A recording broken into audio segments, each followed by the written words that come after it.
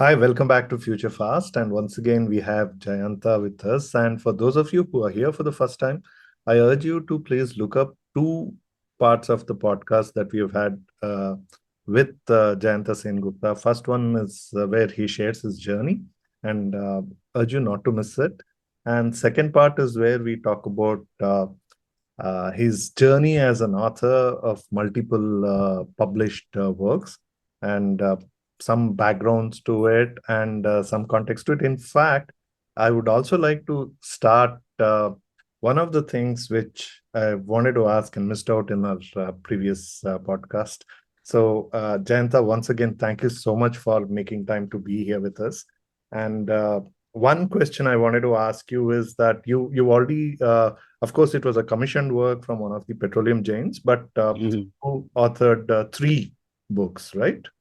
Actually, four, Four. four books. Yeah, Four on, of course, they were commemorative in of sorts for different inventions. yeah.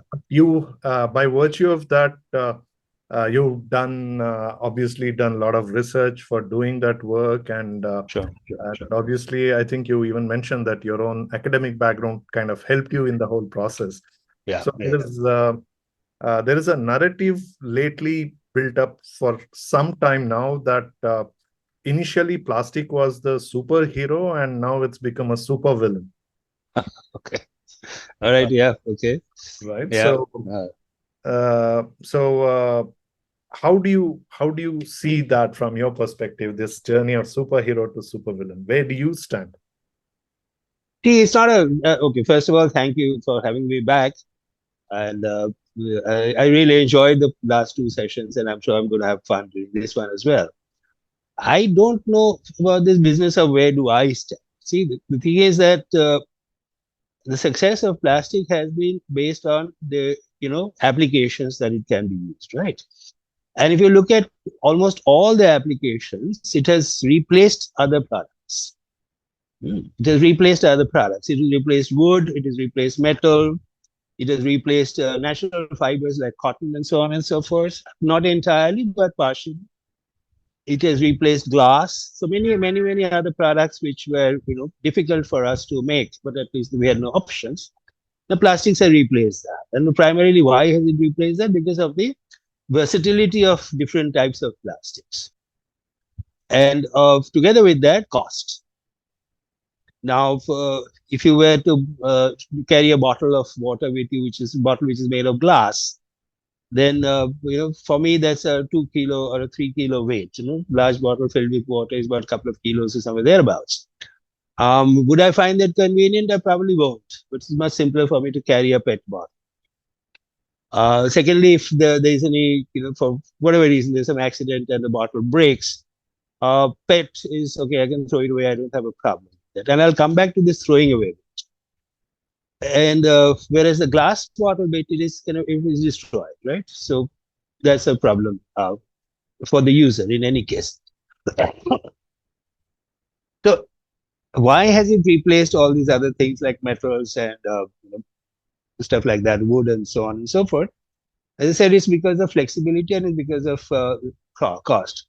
Now, if you take away plastic, then will you be able to bring them back? I tend to doubt not. Right. Because metals are, in overall scheme of things, metals are, there's only a limited amount of metals available in the earth. Right. They may be last for a few million years, but the cost of extraction is going to be more and more difficult because they dig deeper into the earth's Well, crust. another Yeah. aspect is metal. By the time it reaches our hand, the amount of greenhouse gases it would have generated from the process of Mhm. mining to Yeah. process making it itself is Mhm. so significant that Sure, the sure. very value that what we like to derive is already lost. And of course, you're absolutely right. The second part, of course, is that if I want to take that metal back to recycling, how much of that do we really recover? Okay. Now, e-waste recovery itself is a big business worldwide, becoming important in India. This is good, good. But there is a limit to how much we can actually recover and at what cost do we recover. I don't have the numbers with me. I'm not an expert, but I'm just throwing it around to say that somebody would probably think of this and say that is it worth? All right. or what is the cost of doing that compared to if you were to keep on using plastic. The second part is consumers. Now, for example, this is a question actually which typically comes up in some of my classes because I teach kids who are 22, 23 years old, and naturally they're far more conscious at this age about the environment and things like than we were, than I certainly was in my 20s, right? So I asked them that it's a great point, but to think about it from your perspective. When you say no plastic, then you can't use a laptop, no? You can't use a phone. Okay, half the stuff that you have in your bag, including the bag, is something that you can't use. Right, you probably can't use the clothes you're wearing because those have, those are polyester and cotton based, whatever. Those are real. So what are you going to do? Are you going to go back and tell your parents, instead, get me? Oh, you can't even use an abacus because the abacus is going to be made out of plastic nowadays. You're not going to be able to find a wooden abacus unless you go to China or somewhere. So what is he going to do? How will you replace those? Yeah. And if you say that, okay, I will go back to the old, that telephone that we used to have, the black one with the dial thing. That's also made of bloody plastic, yeah. It's a bakelite, right? The first major use of bakelite was this and other things, of course, switches and so on. I remember, I'll tell you a little story over which has got nothing whatsoever to what we're talking about. But anyway, it's a fun story. Years ago, when we were, wrapping up, I was moving my mother from Kolkata to Bombay to stay with us. And so I was, shutting down various things like a gas connection, the local telephone, landline bill, and so on and so forth. I was settling that. So one of the things about Calcutta Telephones, which is part of this thing, the BSNL, they had that, the rule was that you had to, when you're surrendering your connection, you have to give back the instruments. So I said, okay, I've got a couple of instruments over here, some Beetle or something like that. I'll hand it back. My mother said, no way. I have preserved the old one from the time we got the phone connection, which was in 1979 or something like that. So she dug it out, blew the dust off that, and I carried it to the telephone company and said, yeah, this is the instrument. So the guy who took it, he shouted and said, hey, dekhe ja, come and see. Because all the young telephone engineers were in their 20s and 30s. And you have never seen this, huh? This was the instrument that we gave out to our customers way back. But anyway, with that as it. The thing is that the concern about proliferation or the damage that plastic causes in the environment is, I think, absolutely serious and is well taken. But the strategies for reducing that is also fairly well clearly established, right? The activism keeps the thing, top of mind. Right? All right. So there is always a pressure on industry, but there also needs to be pressure on us. Okay. And that is important because from our perspective as a user, how should we responsibly deal with plastics in its usage? It's who does the littering? Industry doesn't. We do the littering. You go to Chopati and every time you say junk it. Who does that? Okay. Cleaning up, the Everest base camp makes headline news. Cleaning up Malad Chopati or Girgaon Chopati doesn't make any news at all. But that's also, we are responsible for creating that mess. See, if I go back to what the industry has been doing, not with, huge 100% success and no Nobel Prizes in there, but for example, they have said three things, the 3 Rs: reuse, reduce, recycle. Okay, so reuse is fun. That's fine from an industry perspective. It's fine for us also. So that's why government stepped in and banned single-use plastics. Okay, and I'm sure at some point in time, even the Tetra Pak will have to undergo modification. From a Tetra Pak, nothing can be reused. Correct. All right. So that will happen, but also needs to be there is going to be a major focus on, the institutions like IIT Madras and others to say, do something about it. Yeah, it's your job to find solution. So institutions like the ICT in Mumbai and others will also, I'm sure, this guesswork on my part, but I'm pretty sure that they're also working on this area because there is work to be done and they have the expertise to do it. So reuse, reduce, recycle. Then comes the question of your municipal corporation and the garbage leaders and dealers and so on and so forth. How do they deal with it? At some point in time, in some places you'll find, in Kolkata airport as an example, you'll find three, garbage collection boxes, one for wet, one for dry, one for something, and these are all color coded. Now, do we really know what the color coding thing means? I'm not too sure. Okay, and do we really understand what is just one thing? I'll put the phone off. Huh? Hmm. Do we really understand what is the difference between wet, dry?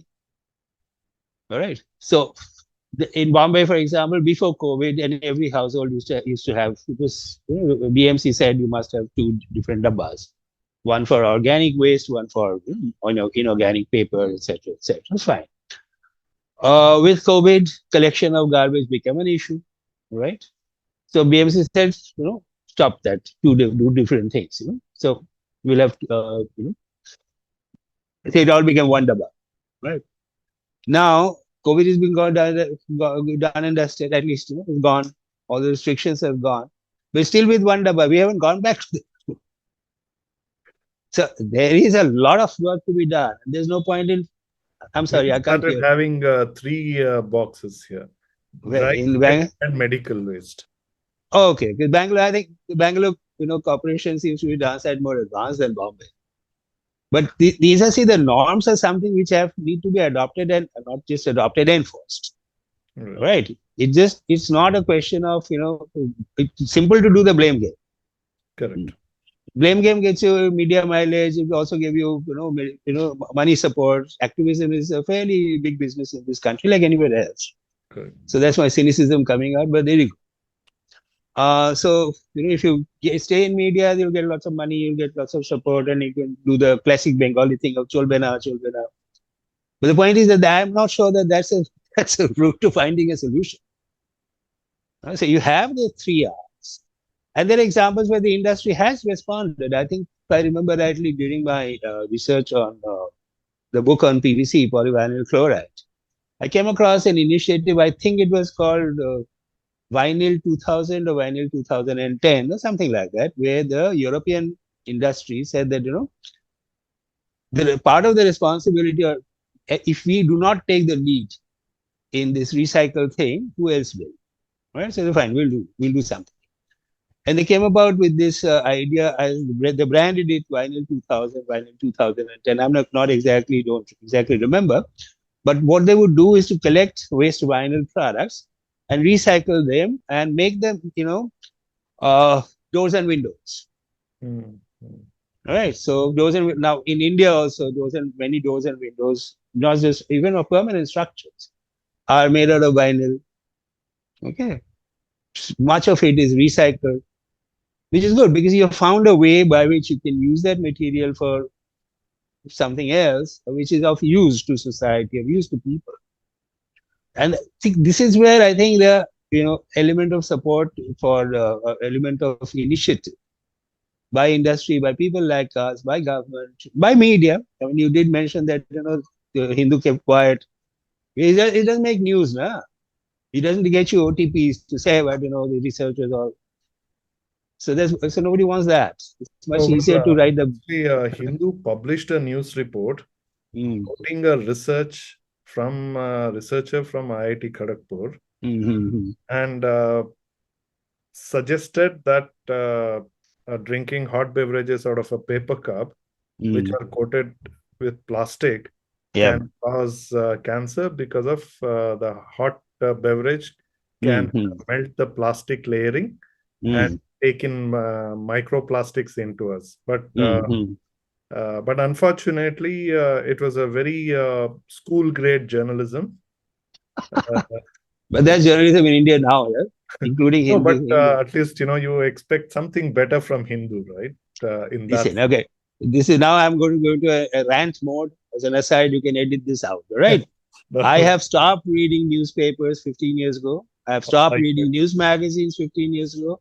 I've stopped watching TV news 15 years ago. I'm downside happy for that. Once I figured out that all media is bought, all media are looking for viewerships and TRPs, and all media, essentially, most of the news items you read is dictated by somebody else's narrative, and most of the headlines are clickbait stuff. I'm not interested. I'm no longer interested. Well, I don't know how, but yeah, it's about 10, 12 years since I have stopped doing that as well. Ah. But of course, see what happens is that I came across this Hindu report through another video some do-gooder has made Mm, mm, for mm. YouTube, Yeah, trying to educate people that there is this news article which sure, suggests sure. this and then. So I think people, everybody, right, have done it with good intention, but it's just that somewhere I think much of the people who argue against plastic obviously have very good intention, but Sure, only sure, of I course. yeah, only thing I fear is that they don't try to dig deeper to understand. In fact, I have friends who have stopped carrying plastic bottles and they carry metal bottles, and they advocate to carry metal bottles or even glass bottles. Mm, mm, mm. Fair So enough. So that's their solutions, and believe no, but good for them. see, there is a comparative life cycle analysis of each of those things. Huh, huh. One looks deeper into it, Sure, it comes across that plastic is far more sustainable from a point of even greenhouse gases, the complete life cycle, if one looks up, sure, of course. right? But But see, what you pointed, right? Uh, People throw things around. That is people. It's not materials mistake. It's our mistake. So, see, the thing is that what you said is right, but the thing, how many of us are interested in doing that research on our own? All right. Now, when you quoted that research by some IIT Kharagpur scientist, now I'm not sure whether you actually meant it, but you were using terms like could, could. No scientific research would say could. Could is oh, well, hypothesis. correct, right? No, but unfortunately, if you just read the abstract, it suggests something. But if you read through what exactly the person has Uh-huh. done, it is something else. Exactly. So fair enough. That's also research, aimed at media exposure. So I'm not talking about the ethical the ethics of that kind of a research is not for me to worry about. It's easy for me to reject it and throw it away. Hmm. It's something for the institution to worry about and say, do we permit this kind of research to continue? There's a headache. I could be bothered. So I'll throw it out and I lead my life the way I wish to. Because this is the point that I keep on making people, and I'm telling you this, and whoever the couple of dozens people who doesn't so who will watch this video, is there.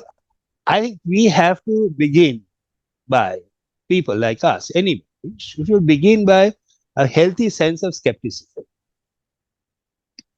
Okay, I you have to prove it to me. Not reasonable doubt. You have to prove it to me. Okay? I am beginning by assuming that you're lying or you're giving me half truths or you don't know what shit you're talking. Okay? I'm being as, shall we say, as extreme as I can in my statement. But it's your job to prove it.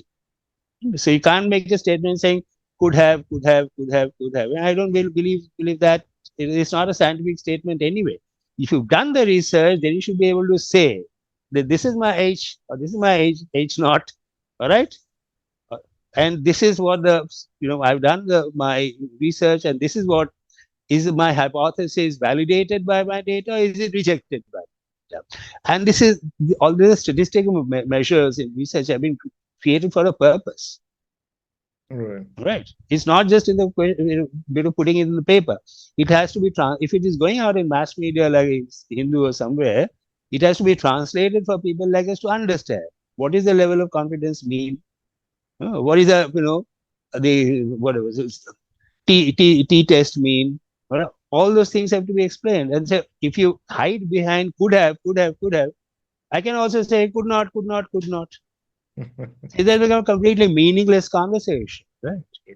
Correct. And that's the danger to me because if there are given the understanding or given the knowledge that plastics do have a you know long term perhaps deleterious effect, and we've seen that, then the solution has to be to find a solution for that. The approach has to be let's find a solution to that.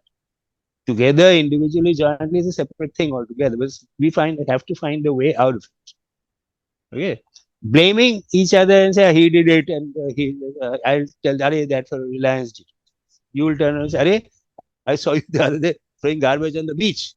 That doesn't go anywhere. Sure. See, it's like the just stop oil kind of a thing that goes on in the West. Suddenly, people stand in the middle of a highway preventing traffic. So now, people who have been prevented from going from London to Liverpool or wherever they're supposed to be going on a holiday or work, whatever it is, they'll take the law into their own hands, go and beat the shit out of these protesters, throw them on the side, and they drive on. So that doesn't mean anything at all, because what you've done is that a whole bunch of people, if you had a conversation, might have been able to convert in some form Well, or the other. it's not stopping just at that, right? They're destroying art pieces also. Artworks have been destroyed. That is moronic, and that's absolutely totally moronic. To prove what? It's like the US women's national team, football team, they decided that they underpaid, so they will prove a point. What did they do? They went and lost 24-0 to some English team of men who are retirees and a bunch of 17-year-olds. They lost 24-0. The World Cup winning women's soccer football team from the US. They deliberately They lost. deliberately lost 24-0. What have you proven? To me, you've proven that you don't deserve to play for your country. In the recent World Cup, the same goddamn team, right? What did they do? They took the knee during the national anthem. They did not sing the national anthem. Not all of them. Some of them, including the ringleader, Meg Rapinoe. Right. So what have you proven doing that? You don't have my sympathy anymore. Right? If you don't think your national anthem is worth singing about and standing for, don't play for the US. Correct.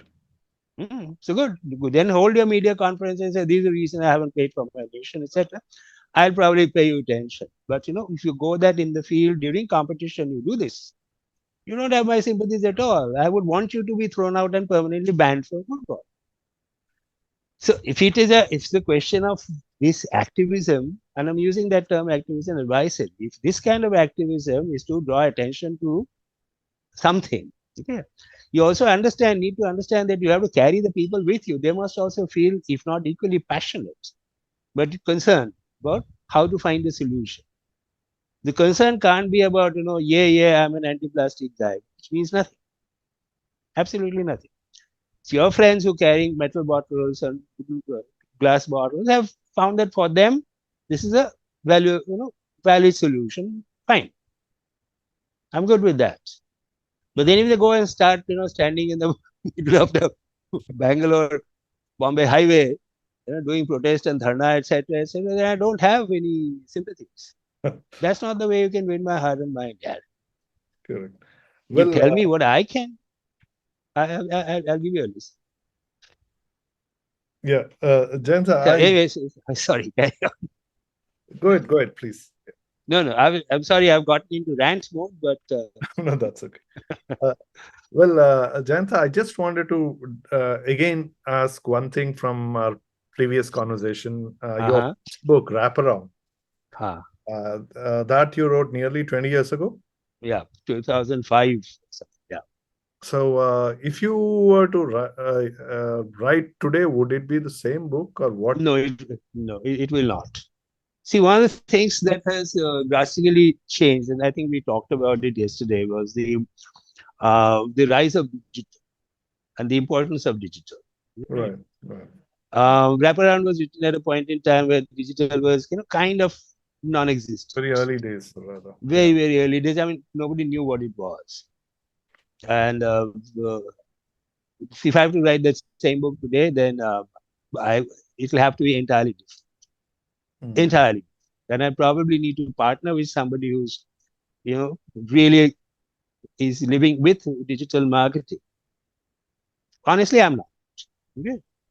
I think probably if I were to do that, I'll need to find somebody who can do it. We can do it together.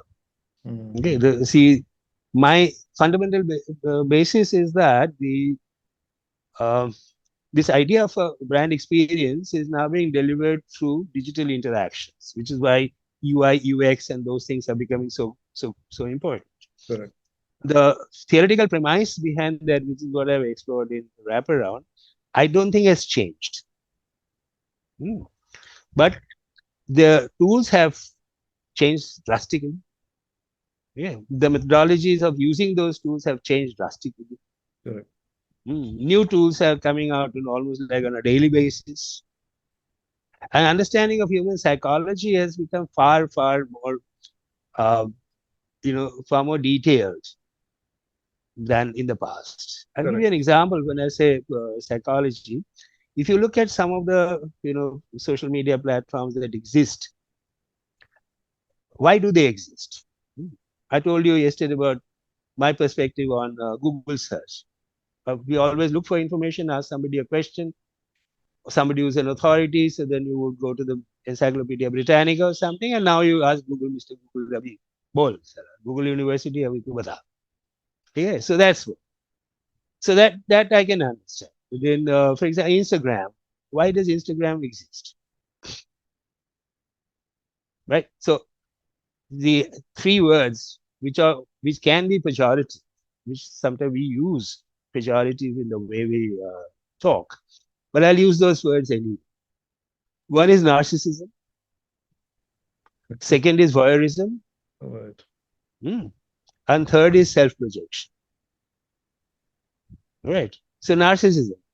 See, everybody has a hidden narcissism. Look at me.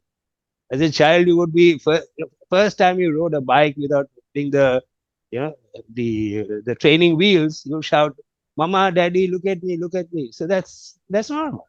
Look at me. I've done something which deserves your attention. That's perfectly normal. So that exists, right? So in some form or the other, this Instagram gives you that. Facebook used to do that, but I'm told I don't know that young people don't use Facebook anymore. They're all more into Instagram or whatever. So maybe true, may not be true, but that's besides the point.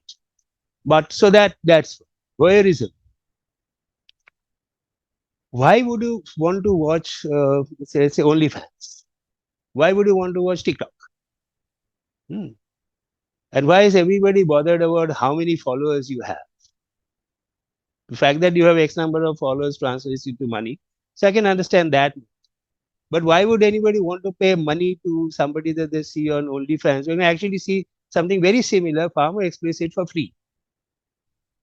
You don't have to go to OnlyFans. You can go to any porn site and watch maybe the same woman doing things far more explicit and do it for free. But you need to do that. So that's the voyeurism part. And the third part is self-projection. I have something to say.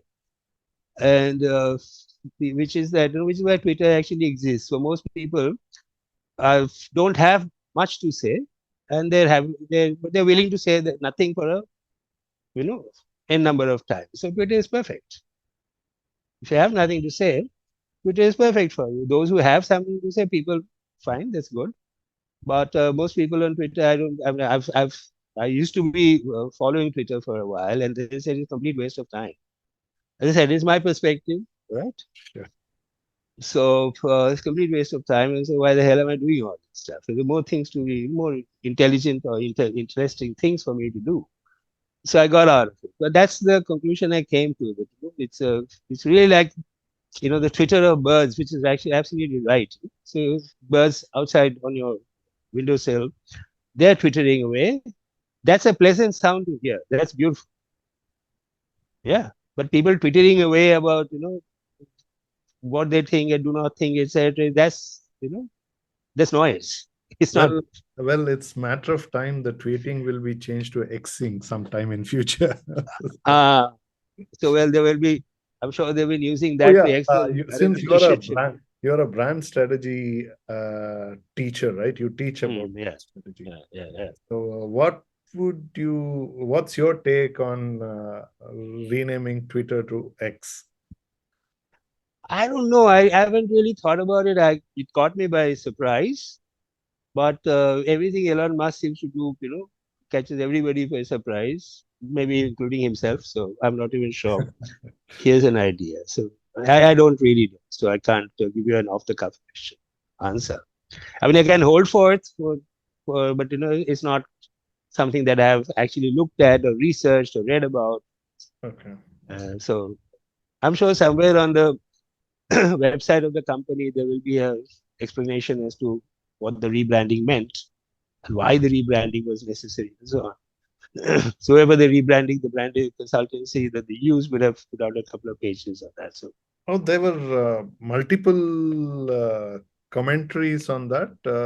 Most of them were primarily criticizing the very action that he's killing a great brand. Uh, Twitter has become a generic uh, uh, term, right, to tweet. And why would anybody with right sense of mind would kill it? Change Twitter to X. So that was a lot of criticism there across international media to even many articles that were shared by my friends. Much of it was criticizing it. Uh, but I'm sure, but I I am not too sure most people understand how, and I certainly don't. Yeah, I don't think how most people understand how young these fellows, Musk's mind works. So Isaacson biography might throw some light on. I think Walter Isaacson has written a biography of Musk, if I'm not mistaken. Let uh, me just share. is it released? Yeah, he was supposed to be writing. I don't I'll know. just check. Is it published already? I mean, he's still on the. Well, you can buy it on Amazon India. Oh, it's already there. Okay. It's already there. So Kindle edition is 331 bucks. So anyway, so there you go. So I'm pretty certain. At least I hope that um, This is also there. Okay. Uh, Isaacson will be able to give you some leads into the way his mind works. So yeah. Yeah, I do like reading Isaacson's work. I think he does a fantastic job. sure, sure. So, so Jayanta, coming to the theme of this podcast, future, Mm-hmm. what's your uh, maybe to start, what do you think will not change, uh, you know, from 100 years from now or 50 years from now, something little far from our own, most of our existence. There may be few, maybe our next generation will be there for it, but majority of us may not be there. I mean, I'm discounting the arguments of the transhumanists who say they'll live for 1,000 years. But with today's understanding of lifespan, I what will not change, at least I hope doesn't, is resilience. resilience. Resilience. Resilience and people striving to be better than what they are. Hmm? Improve themselves in some form or the other, however they define that. Because that is something which has been the hallmark of our race. I mean, the word race to include all of humanity, not just black, white, yellow, blue, green, whatever, but all of us. We always want to be better than what we've been, right? You want your children to have a better life than you have. I'm sure that they will want even their kids to have a better life than they have. And the problem of how to do that has been perennial. Well, things have changed, right? From our parents' time till now, I've seen that happening 70 years. And the rate of change in the last 20 years has been downside faster than what's happened in the previous 50. So that acceleration will continue, I suppose. So what to do to get a better life and how do you define a better life? And those things, human beings will battle as they go along. But they've always done that. Okay? In the past, they had more time. This right now they will have less time, but they will find a solution. That's my hope. It's going to be difficult in many cases because one of the trends I know. Have you seen Fritz Lang's Metropolis? I I don't think so. We are not looking at all, confident about this. You must watch this. It's a 1920. I'll just tell you. It's a 1927 movie. All right. It's in black and white. I think it's there on YouTube if you want. Okay, so and if it's not there on YouTube, I will strongly it's there on YouTube. It says 2 hours 28 minutes. So anyway, if it's not there, I will strongly urge you to rush out, buy a Blu-ray and watch it. Because it'll be scary. Okay, so that Metropolis is really possibly the most dystopic view of the future that I've ever seen, and it is the one of the most influential movies ever made. Mm. And you said 1930s or 20s? 1927. Wow, so nearly 100 years ago. Okay. About That's 100 years ago. interesting. I should watch it. Yeah. Huh. And essentially, that's the way the world may actually go. It's scary. It's far scarier to watch that movie than to read 1984 A Brave New World, right? It's darn Right. sight scarier than watching Blade Runner, the original Blade Runner, not this piece of Right. crap that they produced a couple of years back. Yeah. Ridley Scott's first Yeah. Blade Runner. That 1927 of Metropolis depicted a future which is so bleak, right? And is driven by that future was achieved by greed. Mhm. So that led to the separation of people who have the money and people who don't. So the whole, quote from Grapes of Wrath, have the haves and have nots. Hmm. That when the separation, becomes vast, then that is what the future can be. I'm not saying it will be, it can. It's up to us or not us, up to human race itself to prevent that. There are enough indications that the whole disparity of income, the disparity of wealth. Thomas Piketty has written about it, and many other people have followed through, Stiegler and so on and so forth. But that is something which can actually drive, this world towards a kind of a future which nobody really wants. Hmm. But you have to fight against. You have to be able to fight against that and change it. Many parts of the world will fight. Mm. Some parts won't. The US won't. Right? Because it's not in the interest of those people who fund the political parties in the US to make it happen that way. Right? I must tell you, I'm a very anti-US guy. So you know that by now. So okay, so that's the challenge. But yes, there are. But my belief is, and my hope is that most of humanity will be driven by this passion. We want to be better. We want to leave our children better off than we are. Not just in the sense of economic well-being. That's also important, but in terms of skills that they've acquired, knowledge, the ability to think, the ability to influence the people around them, ability to work together, etc. That I think is going to happen. Hmm. And if you look at the last 15, 20 years, certainly in India, we are now working together with people from across the world without really, getting hot and bothered with it. Thanks Hmm. to COVID. Okay, so now you have somebody sitting in Bangalore working with somebody in Houston and a third person sitting in Korea. All right. So the tools are there, the platforms are there. Nobody really feels, wow, I'm working with a guy from Houston. It's normal. Correct. So the idea that people from wherever can work together also needs to a better quality of understanding. I'm being quite optimistic in this, but I hope this will work out because to me that kind of a social interaction is a major change, change agent. That's what I really hope. So that's one.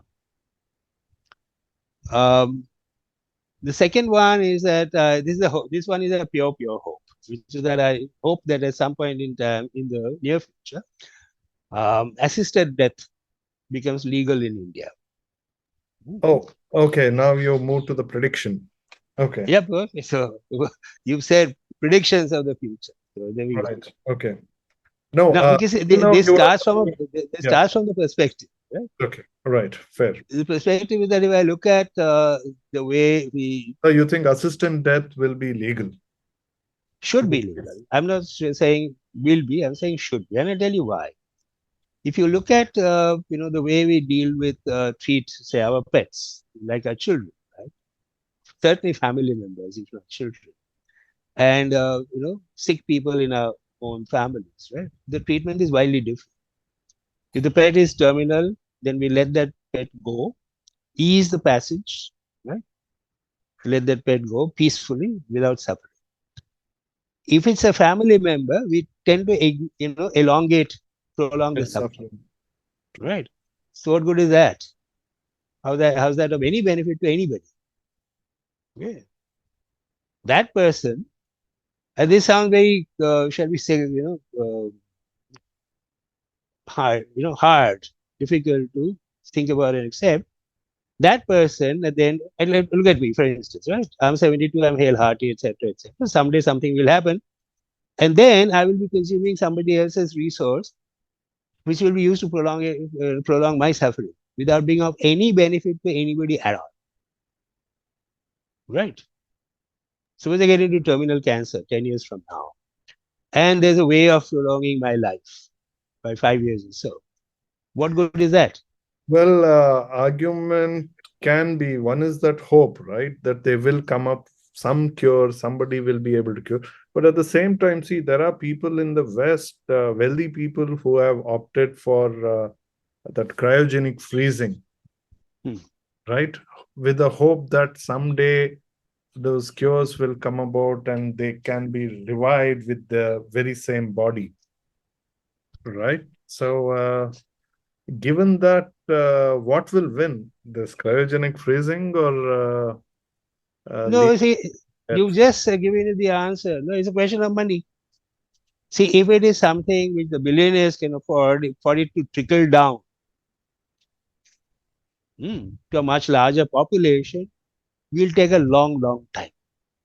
Well, may not really happen in that sense, also, right? I mean, How because else will it happen? see, it's not that whole world population will become millionaires because then there will It be won't. triplets. Of course they won't. Yeah, then there'll Of be course they won't. triplets because that the relevance of somebody being very wealthy is only when there's somebody who is not so wealthy. Of course. So therefore, you're talking about solutions which will affect maybe 1% of the 1% of the 1% of the population. Maybe okay.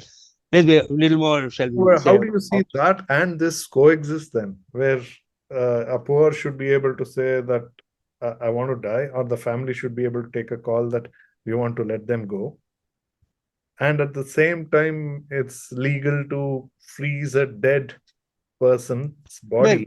both are make both legal. Then then somebody who says, okay, I'm quite happy to spend $200 million on keeping myself alive for 500 years, and I'll come out of like Harrison Ford in Star Wars.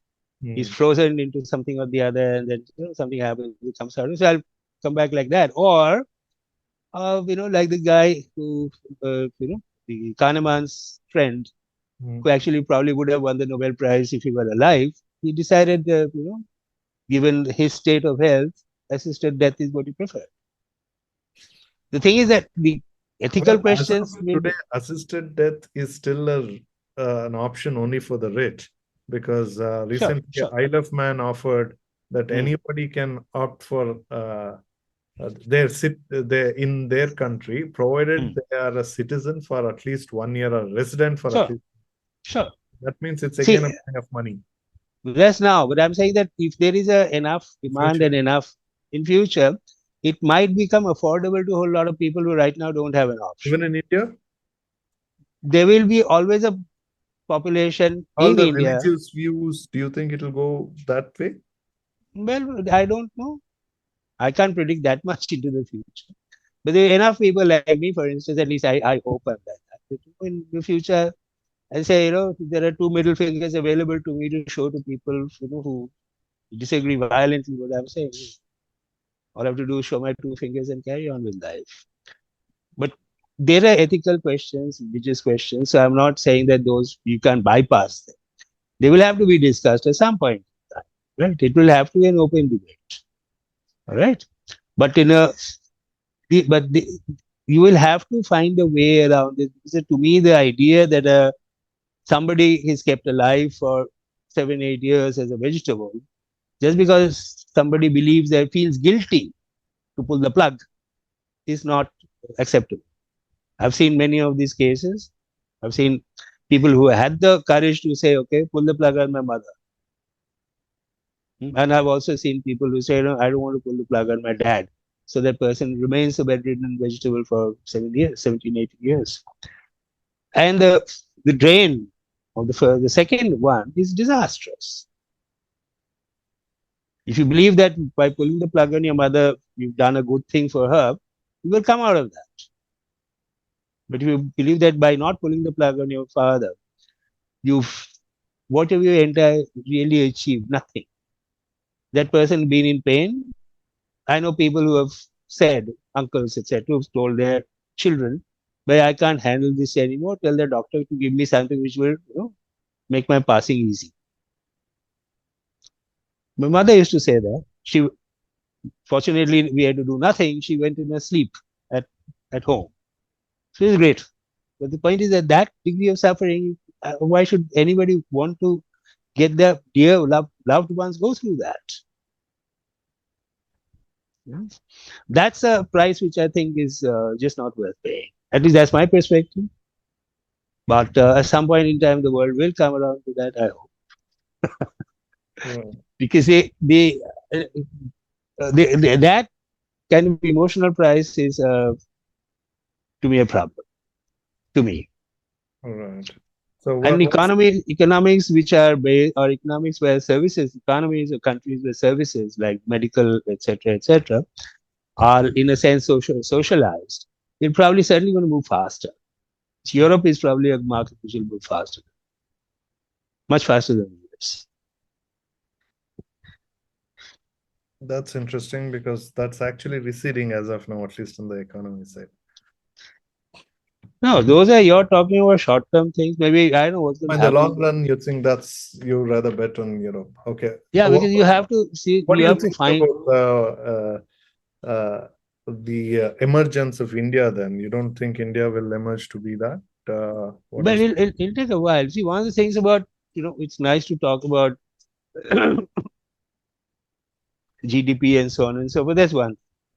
But also, how is it improving the quality of life of people in this country? I think that's something that needs to happen. All right. So, growth of GDP, stock market, whatever the other indicators, those are fantastic. Those are great. But we still have a problem of, not perhaps as acute in some other markets, we still have a problem of redistribution of wealth. Mm, mm. So, how do you deliver better quality education? How do you deliver better quality medical care? Right? There is some work, a lot of stuff that Gadkari seems to be doing on roads, etc., infrastructure, which is great. Very happy to see that.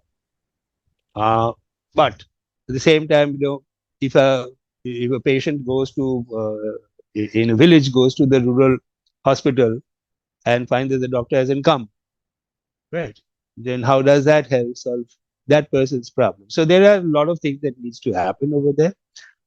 So I'm just hoping, I do not, but I'm just hoping that with the the thrust that has gone into infrastructure, road building, etc., so the same kind of thrust needs to get into medical care for large numbers of people, education for large numbers of people. I said, cross my fingers and hope it happens. Then one can, if that happens, then one can say that we are really kind of looking up. What's the your take on how the education will change? I mean, we did have a brief talk about currently what's happening. Mm, Since you're into education, you've been into education for a long time now, uh, mm, starting from being a founding member of an institution which is now a university to now mm. you continue to teach. So, where do you see the education is headed in the long run? Well, see, this is a tricky one to answer, because I think one of the um, things about education is that there is a two schools of I wouldn't say thought, but two schools of practice. One is uh, create people who can join the workforce. Hmm. The other is create people who can add to knowledge. And those two do not necessarily need to be the same. Hmm. For example, you know, I've been on the admissions board for IIM Calcutta for about 30 years or more. So I've shared my view that you may want, while you're looking at fresh intake of students, you might actually, the faculty team who sits there through the process might actually want to see that this student is going to be a damn good manager in the future, and that student has got very high capability of being an academician. So then you create two different streams. One group from academia, the other group for corporate existence, corporate life. It's never gone down well, whatever be the reason, but nobody ever gave me the reason as to why you think they disagree. But in most institutions, something which has been good for 50 years is good enough to carry for the next 50 years. So that logic probably still continues. But I'm not casting aspersions to an institution or that. But the idea that some people are there to teach or create more knowledge and then impart that knowledge, and some people are there to join the workforce, I think is not yet fully accepted.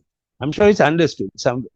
The fact that understanding of this kind had happened has been there for many, many years. There's nothing new. There's a very famous story about Lord Curzon and the foundation of the Institute of Science in Bangalore. The history of that. No? Jamshedji wanted to. Yeah, I know that part of the history, but what's the Lord Curzon's story here? He actually didn't want the institution to Okay. be created. His logic was that listen, you create this, you create this institution based out of universities of engineering and technology in science in Germany and England and US and so on.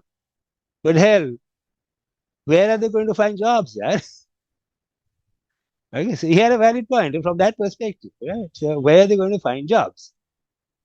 So that was his objection. And Jamshedji went to over his head to Lord George Hamilton in India office in London and got Lord George Hamilton say, yeah, make it happen. And that's how it happened.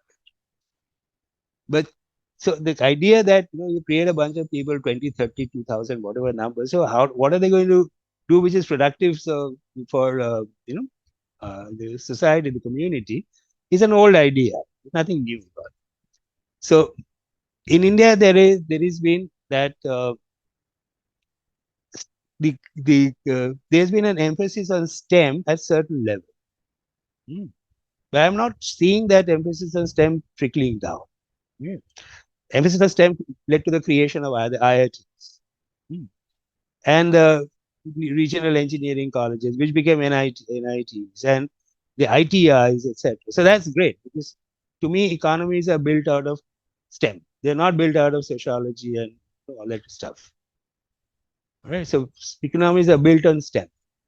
So that emphasis from the 1950s and maybe a little bit earlier, etc., that I think has been good and strong. But I'm seeing for the last 20 years, kids that I teach, most of them are not particularly numerate, and they're proud of the fact that mathematics and I don't get along. What the fuck do you mean by that? Mathematics, arithmetic, and I'm scared of arithmetic. How the hell can anybody be scared of 2 plus 2 equals 4? Yeah. So that has not been, somehow being taken care of in their schools, which is where they should have been, much better trained. So perhaps there is a major, major flaw in our education system, which has allowed that mentality to stay and thrive. So I teach at St. Xavier's in Bombay. They have a school called the Xavier's Institute of Communication, which is a very old school, been around for 50 years. So it's a vocational school. They they train kids to join the advertising or the PR or those industries. And so I've been teaching there for 5-6 years or something like that. And this is what I'm telling you is endemic in that. I found that to be endemic among MBA schools as well. MBA students, not in all institutions, but in many institutions. So when I ask somebody why have you taken HR as a major or marketing as a major, say I'm scared of numbers. Marketing is not going to. You will have to deal with numbers all your life anyway, na? So if you're scared in numbers, why are you in a B school? It's a question that one would typically ask. So there is something fundamentally flawed in the way schools have been, teaching these kind of subjects, and that to me is a big, big problem. So how do you I think don't, it will change in the future? I don't know. To be honest, I have no idea. Yeah, I really have no idea. I'm sure there are interesting and fun ways of teaching maths. I'm pretty sure if I were to talk to teachers who do that in See, many companies, in fact, have disregarded the certification system, right, from an academic Mm-hmm. sense. They hire people for the skill, Sure, right? sure. There was a published media report about some of the largest of companies like Google, Apple, Microsoft, Mm-hmm. and even Facebook, now Meta, Uh-huh. Mm, hiring people for the skill and not mm, for their academic certification. mm. So, and the report suggested that nearly 20% of their hires come from this, where they hire them for the skill. Huh. So, Fair. See, so how do you think therefore, it's going to therefore, the value of the certification now has become a lot less. Okay, skills. This is another. This is the danger, right? A happen? skill acquired today, yeah, may Will be it not defunct in in the 5 years. long run? No, short run. Short run itself, okay. In many areas, for example, digital marketing. I'm taking example. You became a cat on Facebook marketing, right? Now, if you're the your people, customers who are there on Facebook, or the people who are members of got accounts in Facebook, are now leaving Facebook by the droves and joining Instagram, your skills in Facebook marketing is of zero relevance. It's not that they're leaving; they're inactive. Yeah, or what happened to TikTok, right? If TikTok, Mm, there was institutions offering somebody a certificate on how to champion TikTok, and mm. India banned TikTok after. You're dead. I mean, not dead. There you go. Yeah. See, those kind of certification to me are shall we say purely driven by opportunity. No, but there are bachelor programs Right. in social media marketing, right? I'm pretty sure. So those are also products of opportunism. The point is that kind of a program is sustainable. Then you have to be kind of one step ahead of the next thing that's going to come up in social media. Right. Now the institution teaching that is not one step ahead. The company who's created those products is the one that is leadership. That's in leadership. Correct. Right. So you will, as a definition, if you're the institution teaching bachelor's degree in social media, you will be one step behind the company Correct. unless you work together with the company. And the company, then the reason why I say Google certification or the Microsoft certifications used to happen, you would work with the company would work with you to create a pool, yeah, from which they themselves might hire, but the skill, then everybody in that marketplace becomes used to that skill set, and the tools themselves become ubiquitous. Give you an example. Yeah. You've heard of this company called Tally, Yep. accounting Bangalore based. software. Bangladesh, I know, Bharat Patel and so on and so. One of the smartest thing that they did early days was that Bharat Shah, right? Bharat Shah. So, so anyway, so Bharat Shah, for example, they was the smartest thing that they did, and this is seriously smart. They went and partnered with the institution of chartered accountants Yeah. and said that, okay, we will teach accountants on how to use Tally to bring out your reports and so on. So for about 2 generations now, and this is my pure guesswork, maybe more than a generation, maybe one generation, whatever. See, but I've not met a single CA or an accountant who does not use Tally, does not know how to use Tally. All right. Now, are there no other tools? Don't know. Maybe there are. TCS actually has invented a tool for the same purpose before Tally. They were wiped out of the market. See, if you hire an accountant tomorrow and you tell him a Tally nahi hai, he'll probably refuse to join. So Good. that's an analogy that I'm using, right? Similarly, if Microsoft, somebody's invented a new tool for using social media, or Meta has, or whoever has, then the longevity of that tool could also possibly depend on how well you partner with institutions. But if that does not happen, the institution is by definition one step behind the inventor. Yeah. See, any education system or skill dependent on technology has a Mm. short lifespan. Very Yeah, recently, Microsoft Explorer was the largest used browser, right? sure, Nearly sure. 82%.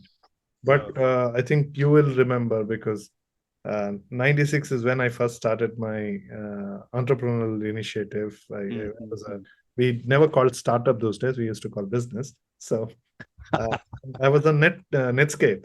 Okay. Netscape was 78%. Yeah. People across the world were using Netscape. Today, Yeah. nobody prefers Netscape. Nobody. People don't even remember Internet Explorer, which was the browser by Microsoft. Yeah.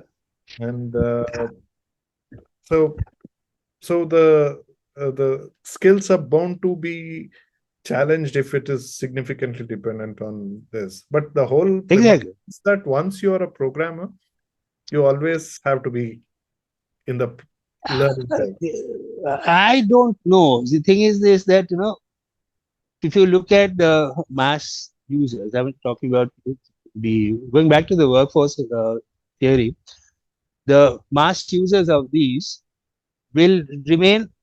If programmer will always remain a programmer, that's possibly true for the mass user, right?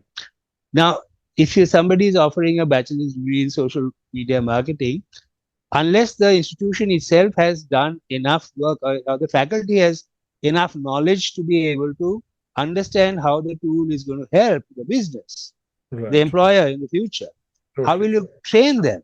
Correct. Correct. If it's a faculty who is just trying to pick up somebody from somewhere or the other, and who goes and laga bhashan or whatever it is for using of I don't know, Twitter, X, right? Right. Now that's the problem because the student is in no position to determine whether he or she is being taught by the right person in the right, and Uh, is this I something? I actually agree. In fact, I have a friend who did a social media short-term course in one of the big league institutions. I don't want to Uh-huh. institution, Sure. and it was a pretty expensive program. It is few months and few lakhs. Uh, I think couple of lakhs at least, not few lakhs, but couple of Fair lakhs. enough. It's a significant fee, right? For you to Sure. be paying for a skill certificate. And I was generally digging through what are the things because see, I've been like I said, right? I've in since '96 I'm on internet. I've tried out Mm-hmm. pretty much every possible business model. Ah, so Uh, you will remember names like Lycos and Alta Vista. very much. Yeah. So I started a first e-commerce business in '98 when Amazon was selling books. I used to talk about selling uh, started something called Essentials out of Bangalore, where door delivery of daily needs, cash on delivery, and all those things. So, gone through the whole journey. And when I was looking at this program, it was clearly written, the program design was done by somebody who's obviously not had a longer view to the whole business. Yeah. So sometimes I feel that the approach has been very stymied approach. They've not had a longer runway to look at it from a perspective where things change. True. So starting point does have an advantage, but at the same time, not when it comes to understanding or building a strategy around it. Because if you have a longer understanding, you can see how those kind of strategies have failed in the past. So how should you be approaching with a larger perspective? That kind of a gap I saw in the course design. Yeah. See, that's what I meant when I use the term opportunistic. So you go in and say, okay, this product probably, this training program probably has a life cycle of, lifespan. What is the famous, the product life cycle of maybe 5 years, 4 years. I So would we put it need, still lesser. It may be all right, relevant right now because these tools are right now. it's fine, 2 years. Two So we years. got to make tons of money in 2 years' time, and then we withdraw the product and come with something else, right? Now, if that seems to be the approach from many of these kind of so-called institutions, no harm in that. Commoditized However, education. So, don't you think education in this sense, based on the skill, will get commoditized in the long run? Because it's already done today. So, don't you think that will become the norm in the future as well? Because this is done by biggest of institutions in India. I you don't know say comment. in the West. It may be true even there, but See, commoditization now, from the institution's perspective, they don't want that commoditization, right? But institutions are doing it, right? Yeah, but see, why will they, if there are five institutions, let's say in Bangalore, which are offering the same damn thing, all right, are they all in the same price point? I tend to think no. Secondly, how will you justify a slightly higher price and somebody's offering 1.5 lakhs down the road, you are asking for 2 lakhs? Why will students come to you?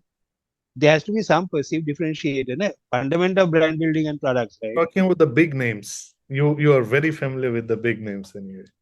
So anyway, that's what I was saying, that one could argue that a physics course, let's say, as defined by any university, to all the colleges which are delivering that course will be identical, the same paper, right? But some do it better, some don't do it as well, and that's where the differentiation comes in. My college used to be St. Xavier's in Kolkata, right? And it was perceived that St. Xavier's Presidency and maybe Jadavpur College, Jadavpur University, were far superior than say colleges like Jogomaya or City South, etc. For a reason, same paper, same syllabus, same textbooks. The teachers were different. The teachers were different. Therefore, they could then presidency would say that I want the absolute creme de la creme, and they got the creme de la creme. So Xavier's could say that okay, the creme de la creme will go to presidency. I'll try and retain as many as I can, but the next cut, that's mine. Right. So I think it's the same thing. No?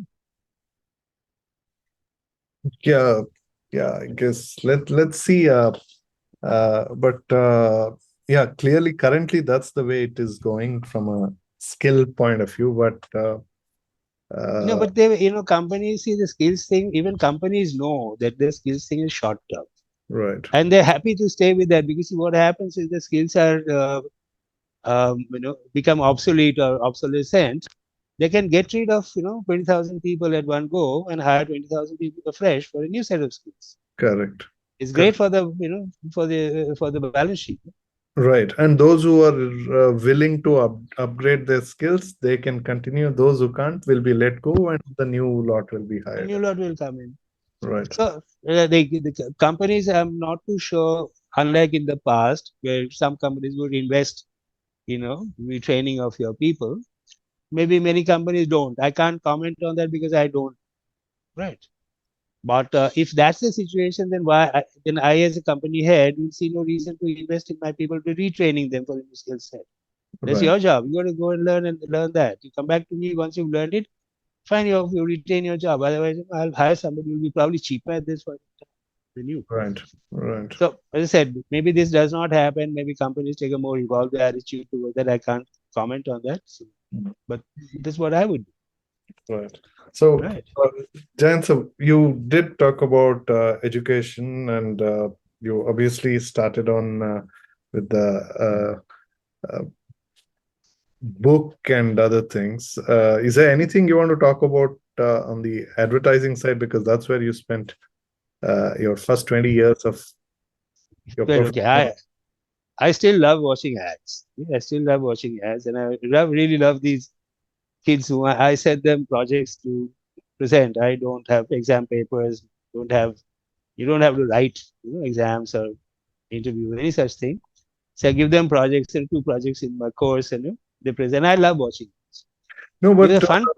but how do you see this? Much of this today's devices and apps, business models are all that which run primarily on freemium model, Mm-hmm. right? So you become a premium customer or a subscriber so that you don't get ads anymore. So give See that the trying to stop advertising is a very very old game, right? Nothing new under the sun, right? Remember the days when you'll remember in the 80s and 90s, you had one channel, right? 80s and early 90s, you had one channel, Doordarshan. and then it became DD2. So DD2. Now Doordarshan 1 will show you it's Chayagit, and they will show you a feature film on Correct. Saturday. Correct. DD2 will show you Chayagit and feature film in the local language or whatever on Sunday. Or yeah, one of those things. Right. Then there was massive revolution in 1984 when Ramayana hit and then Mahabharata. You still had one option, Doordarshan. So every morning at 9:30, Mahabharata would start. People would, markets used to close down, yeah? Right. All the shops will shut down. 9:15, everybody will go over there, put garland around the TV and No, sab but baith ke wo honestly, at that point in time, I never realized that it was such a big phenomena. But only in a retrospect, I realized that it was actually so big.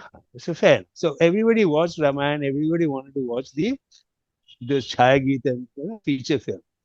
Chhayageet and feature film had 20-minute ads advertising before it began, 20-minute advertising in the break, and 20-minute advertising after it got. Do you think anybody wanted to see ads? We didn't have a choice. You didn't have a choice. So what did you do? That's the time you went out, slapped your son for not having finished his homework, yelled at the wife for having served, haven't made roti yet, or jo bhi hai, whatever else that you wanted to do. That's what you went out to do. Okay, now if you go to an OTT, you don't have that option because now because advertiser become clever. 30 seconds, at least now YouTube gives you the option of skip. Okay. At one point in time, it will not skip. So what will you do? You walk around like I do. I go to the fridge, open and see. Let me see. The wife is not here, so can I steal a snack? She's very anti-snacking. So can I steal a snack while she is not looking? So people will find ways of avoiding ads, and that's really the challenge. In the sense that if you can if that's your problem as an advertiser, it's a standard thing, right? Nobody wants to see ads. Right. Nobody ever wanted to see ads. There's some estimate that nowadays you get between 3 to 5,000 advertising messages a week. On TV, your phone, etc. 3 to 5,000 ad messages every week. Assume that to be true, even if it is 3 to 500. There's not a single one you want to see. I mean, that is the challenge to the creator. I want to create an ad that people will want to see. Then they succeed. And when they succeed, you remember that for 20 years. Then I have this whole, the ad I told you about Feviquick, the fisherman catching fish with Feviquick. I told you about that. That's an ad which is maybe 20 years old. Kids I teach were probably, some of them were just 2 years old or 3 years old when that ad hit the waves, right? They remember it or they claim to remember it. So there's something, either the parents have talked about it or later on they've seen it or whatever, but it's now part of their folklore. And that's what you want your ads to be, right? Oh, that ad has come, I want to rush and see that. This one ad, like this was brand name of brand I forgot. This my wife loved that ad when baby has just been born.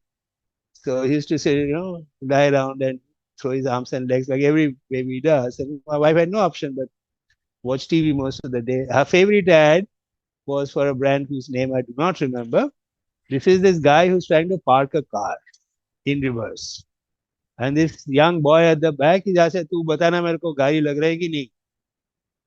Okay, so laga, nahi I laga, remember laga, that. nahi laga. And finally, bang into the abhi lag gaya. So the question that he had posed the kid was entirely the wrong question, but people loved it. So that's my point. And this is related to what I told you yesterday about the copywriter and versus AI and all that. Your job or your challenge should be that, listen, I want to write something which people will want to see. So if it hits them out of YouTube, they will not press the skip button. I want to see, they will want to see it for the 21 seconds duration because they'll enjoy it, they'll love it. Why do you think this Amul campaign is possibly one of the longest running campaigns of all time anywhere in the world? Right? Why is it still a fan favorite? Because there's something in there which catches your fancy and stays with it. You've been seeing the same girl with the same utterly Amul, same different set of circumstances. Well, I don't know, 70 years, 50 years for sure. But Yeah, everybody the still loves it. template is set. The template is Exactly. So that's the point. Do that. Or that's the kind of challenge that you have to face yourself with. Then your skills will never, ever, will always be in demand. Because you've created something which has that hook. Hmm. And I would draw a parallel to how great pop hits are written. Uh, what makes pop hits great pop hits is the hook. Hmm. So if you will be caught when you're not paying attention, suddenly having a shower, you will start humming the song or singing that song, or somewhere the song comes in and it's stuck in a goddamn head on a loop, endless loop, right? So Yeah. so Uh, then that song doesn't. Why is ABBA still popular? My wife and son are going to. When I'd probably join them sometime in Jan. We are going to see Mamma Mia. ABBA happened 50 years ago, right? Why is ABBA still popular? Why are the Beatles still popular? So right. there are things to be learned from there. I mean, if you look at the way I see it, that's the way I've looked at it. Advertising is also kind of part of pop culture. Mm, Hmm. Things that you say, things that you do, can it become part of your folk? true. If it becomes part of your folklore, you've done something which is remarkable, and you've helped your client and the brand to achieve something remarkable. Part Correct. of my folklore, for example, which is not even an Indian The ad, is that there's a basics brand. will remain same. Of course, there will be people, human psychology, yeah. Mm, We want to be entertained, we want to be engaged. We don't want people to come and say, buy this, buy this, buy this, please, please, please, buy this, buy this. We don't want that shit. Eh? If you keep me entertained, engaged, say, I'll buy your stuff. right. I'll find ways of buying it. You're probably too young to remember this, but in the 70s, 80s, whenever uncles went abroad, there was this, all their favorite nephews and nieces gave them shopping lists. Hmm. ये लेके आना, ये लेके आना. The number one on the shopping list is Levi's. Where the hell did we hear about Levi's? Yeah, Correct. yeah. But word of mouth, whatever pinned it inside her head, it's a Yeah, very desirable. correct. Those were the days. I remember Levi's and uh, shoes, Nike Hmm. and Adidas. Exactly, exactly. So that's my point. If you look at advertising as a form of um, the folk art or whatever I use a different term and I've forgotten what I've described it as. But if your ad becomes a part of folklore, Correct. then job done. Correct. And then you'll never be out of a job. If you're a copywriter who can do that, you'll always be in demand. Mm, true. So, Jayanta, is there anything you want to talk about or give a shout out before we close or conclude our Future Friday episode? Yeah, I don't know. I mean, shout out to everything. First of all, thank you for Oh, it's my pleasure. give, Thanks. giving me this platform to shout and rave and rant and to all kinds of things. It's normally I don't know whether your other invitees have done this, but I thoroughly have enjoyed this ability to shout and rave and rant, which normally others don't. Probably I won't do it in a class, for instance. I Right. actually do it and get away with it, but that's a different. Yeah, but here it is on record, so Yeah, sure. it's there Well, for. as long as you don't use it to blackmail, Well, I will never use it to blackmail, but it will be online. So somebody, if they want to, okay. In which event, let me want to thank a lot of people whose and companies and brands whose names I have taken. Hopefully, not in vain.